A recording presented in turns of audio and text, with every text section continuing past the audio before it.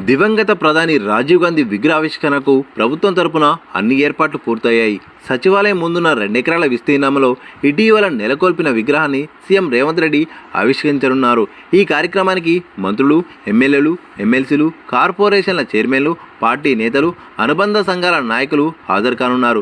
రాజీవ్ గాంధీ జయంతి సందర్భంగా ఏఐసీసీ పెద్దల చేతుల మీదుగా గత నెలలోనే ఆవిష్కరణ జరిగేలా సీఎం రేవంత్ రెడ్డి ప్లాన్ చేశారు. కానీ కొన్ని కారణాలతో ఆ షెడ్యూల్ వాయిదా పడడంతో ఇప్పుడు దానికి ముహూర్తం ఖరారైంది.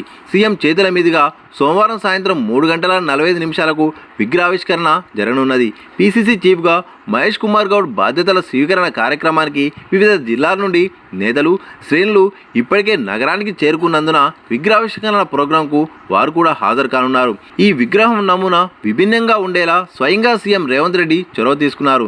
ఇప్పటి వరకు వివిధ రాష్ట్రాల్లోని ప్రధాన నగరాల్లో ఏ డిజైన్లలో రాజీవ్ గాంధీ విగ్రహాలు